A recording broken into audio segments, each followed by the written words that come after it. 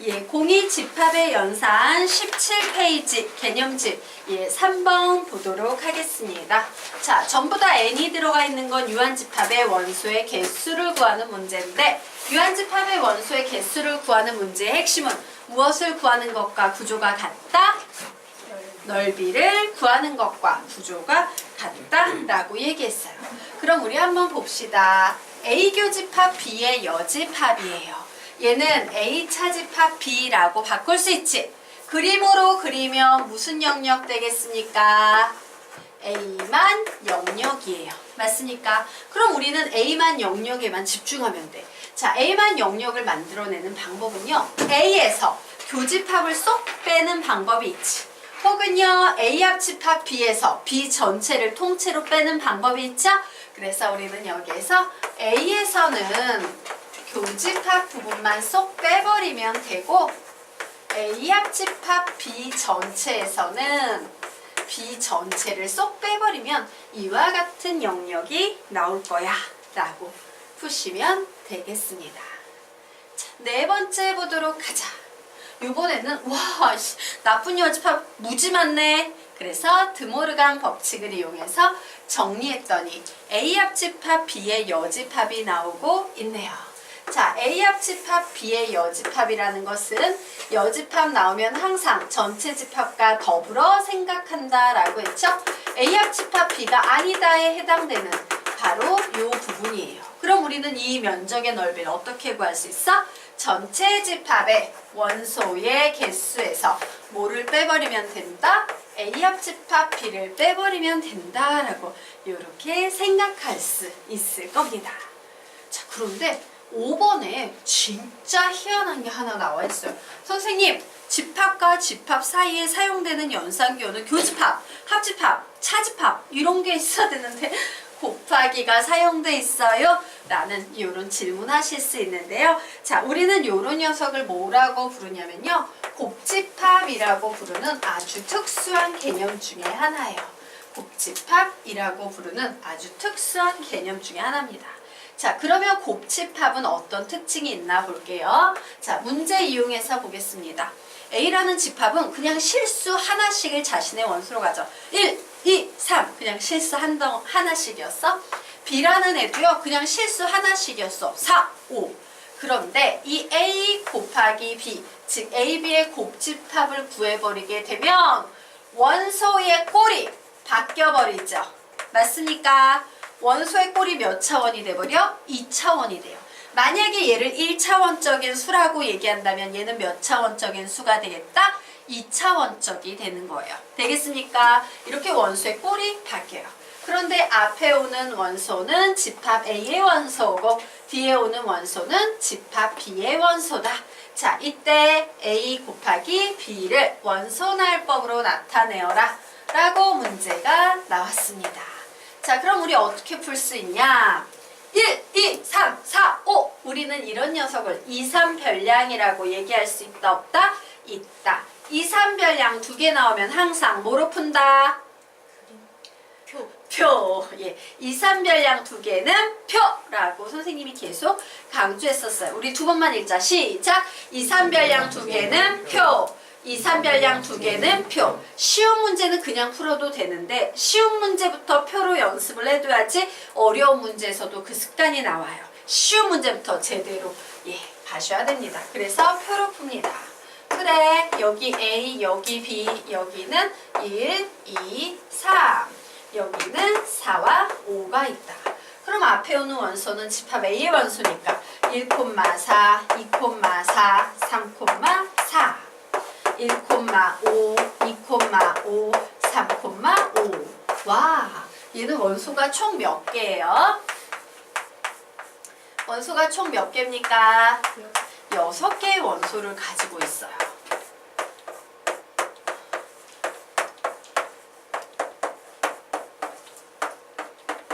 예, 이렇게 6개의 원소를 가지고 있는데 자, 우리는 여기서 하나 깨달음을 얻게 됩니다.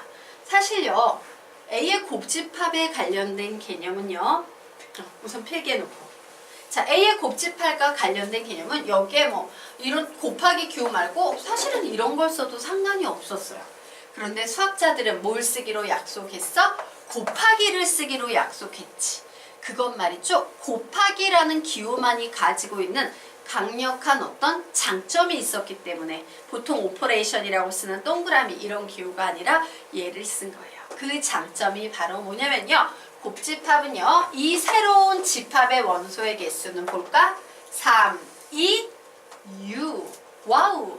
원소의 개수가 6개가 나오네. 3, 2, 6이에요. 앞에 있는 원소의 개수와 뒤에 있는 원소의 개수를 곱하면 새로 나온 이 곱집합의 원소의 개수가 나오고 있죠?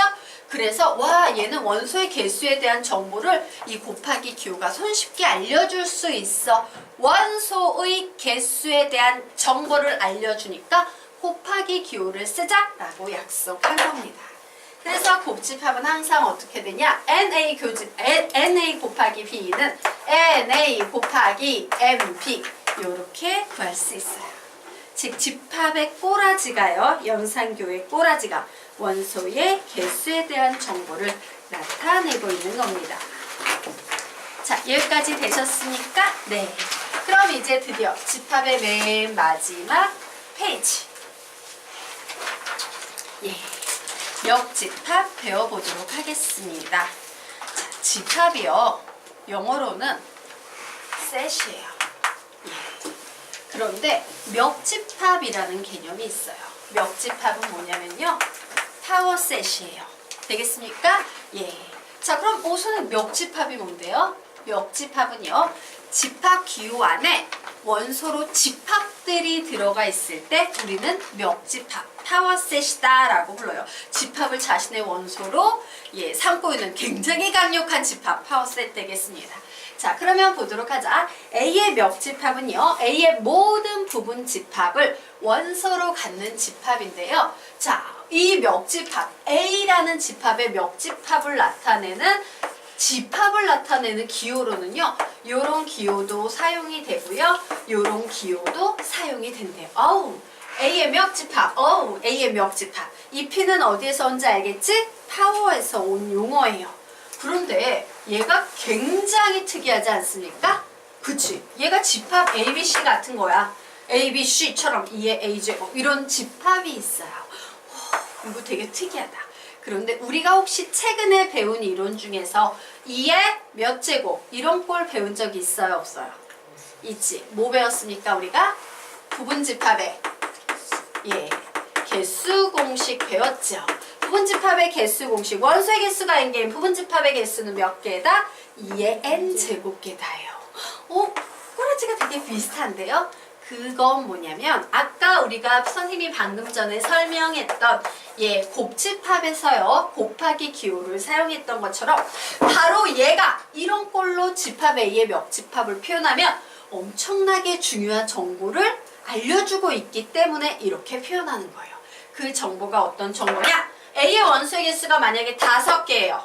그러면 이 A라는 집합의 역집합의 원소의 개수는 2의 5개가 된다는 거야. 그래서 얘를 쓰는 거예요. 이 구조만 봐도 우리는 이 집합의 원소의 개수를 알 수 있다 없다? 있다. 요런 장점 때문에 A의 역집합은 2의 A제곱이라고도 쓰게 되는 겁니다. 자, 그래서 우리 개념 정리하도록 하겠습니다. 자, 2A제곱 PA 즉 A의 역집합은요. 집합의 꼴로 집합을 가지고 있어요. 소문자 쓰시면 안 돼요. 집합이기 때문에 대문자 X 쓰셔야 돼요. 그런데 이 X는 누구다? 집합 A의 부분집합이에요. 즉 집합 A의 부분집합을 자신의 원소로 가지고 있는 집합을 우리는 A의 역집합이다 라고 부르는 겁니다. 그래서요. 만약에 X가 A의 부분집합이다 라는 얘기는 역집합 입장에서 보면 X는 뭐예요? A의 역집합의 원소다 라고 해석할 수 있어요? 없어요? 있지. 맞아요? 네, 이 관계를 좀 보셔야 되겠습니다. 혹은 다른 표현으로 어떻게 쓸 수도 있어? A의 역집합을 이렇게 PA라고 표현할 수도 있다. 그러면 우리 지금부터 작업 한번 해보도록 하겠습니다. 자, A라는 집합이 집합 1, 2예요. 그런데 A의 역집합을 구하고 싶어요. A의 멱집합이라는 것은 이 집합 A의 뭐다? 부분집합을 자신의 원소로 갖는 거다라고 했죠? 부분집합 작은 거부터 쭉 불러볼까? 시작! 공집합, 집합 1, 집합 2, 집합 1, 2. 예. 그래서 봤더니 집합 A의 멱집합 원소의 개수 몇 개 나오고 있습니까? 2의 제곱개, 총 4개가 나오고 있어요. 그런데 이 2의 제곱개는 바로 무엇이다? A의 부분집합의 개수를 구하는 공식이다. A의 부분집합의 개수를 구하는 공식이 바로 2의 제곱이었다. 그래서 결론 내도록 하겠습니다. A의 멱집합의 원소의 개수는 뭐하고 같습니까? A의 멱집합에 들어있는 원소의 개수는 뭐랑 같아요? A의 부분집합의 개수와 같겠죠? A의 부분집합의 개수와 같다예요. 그래서 우리 이제 여기서 뭘 깨닫게 돼?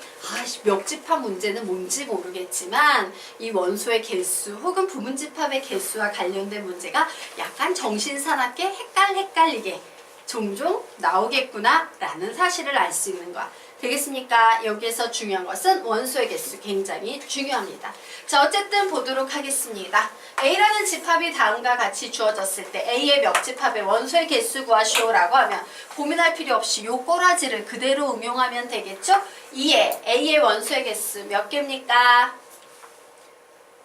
6개. 그냥 이렇게 구하시면 돼요. 자, 얘기. 2의 몇 개입니까? 4제곱개. 이렇게 답을 내시면 되겠습니다. 자, 여기까지는 모두 이해가 되십니까? 네. 자, 그러면 우리 이제 아래쪽 보도록 하겠습니다. A라는 집합의 원소의 개수가 m개일 때 멱집합의 원소의 개수는 어떻게 구할 수 있다? 2의 m제곱개라고 구할 수 있다. 됐죠? 자, 공집합은 모든 멱집합의 원소가 된대요. 맞나요? 왜? 공집합은 모든 집합의 부분집합이죠? 그러므로 공집합은 A의 멱집합의 원소의 개수가 됩니다. 또한 공집합은요, A의 멱집합의 뭐다? 부분집합이다. 왜? 공집합은 모든 집합의 부분집합이니까. 되겠습니까? 그리고 또한 A는 A의 멱집합의 무조건 원소가 돼요. 왜? 이 A의 멱집합의 원소를 구하다 보면 요렇게 생긴 자기 자신과 똑같이 생긴 애는 무조건 하나 들어있다 안 들어있다? 들어있다. 공집합도 들어있고 A 자신도 들어있고 공집합도 들어있고 A 자신도 들어있고 라고 정리하시면 되겠습니다. 자, 그리고 조금 칸을 올릴게요. 여기까지는 이해되시나요? 혹시 헷갈린 거 없나요? 넘어가도 될까? 되나? 예. 그러면 이제 세 번째 보도록 하겠습니다. 예, 세 번째 굉장히 중요한 내용이에요. 오, X가 A의 원소래요. Y는 또 집합 A의 죄송해요. X가 A의 멱집합의 원소고 Y가 이 A의 멱집합의 원소랍니다. 우리 이거 어떻게 바꿀 수 있어? X는 A라는 집합의 부분집합이야 라고 해석할 수 있는 거지. 얘는 뭐라고 해석하겠습니까? Y는 집합 A의 부분집합이야 라고 해석할 수 있어요. 맞나요? 그런데 여기에 이런 표현이 나와 있네. 얘는 뭐라고 해석할 수 있어? X 합집합 Y는 집합 A의 부분집합이야. 이렇게 해석할 수 있겠죠. 자, 얘는 뭐라고 해석할 수 있다? X 교집합 Y는 집합 A의 부분집합이야 라고 해석할 수 있죠. 자, 그런데 상황 한번 볼까? A라는 애가 있는데 X하고 Y를 자신의 부분집합으로 삼고 있대요. A라는 애 안에는요, 집합 X도 있고요. 집합 Y도 있대요. 이때 X 합집합 Y는 집합 A의 부분집합이다. 맞는 얘기인가요? 네. 자, 그리고 X교집합 Y라는 요 부분은 집합 A의 부분집합이다. 맞는 얘기인가요? 예. 그래서 얘는 맞는 얘기야. 그런데 우린 여기에서 무슨 생각을 해야 되냐면 선생님이 위에 있는 이 수학적인 표현을 전부 이렇게 바꿔서 해석했지. 우리는 그냥 집합이 편해, 멱집합이 편해? 그냥 집합이 편해요. 그런데 이 멱집합 문제에서는요, 포인트가 딱 두 개예요. 원소의 개수와 관련된 문제를 잘 풀 수 있느냐, 그리고요, 이렇게 멱집합의 원소의 개념을 A라는 집합의 부분집합의 개념으로 변환할 수 있느냐, 딱 요 두 가지 개념만 잘 정리하시면 되는 거예요. 이게 멱집합의 전부야. 되겠습니까? 됐나요? 네, 여기까지 정리하고 갈 건데 혹시 이해가 안 가는 것 질문 없어요? 네. 자, 그러면 드디어 명제에 들어가도록 하겠습니다.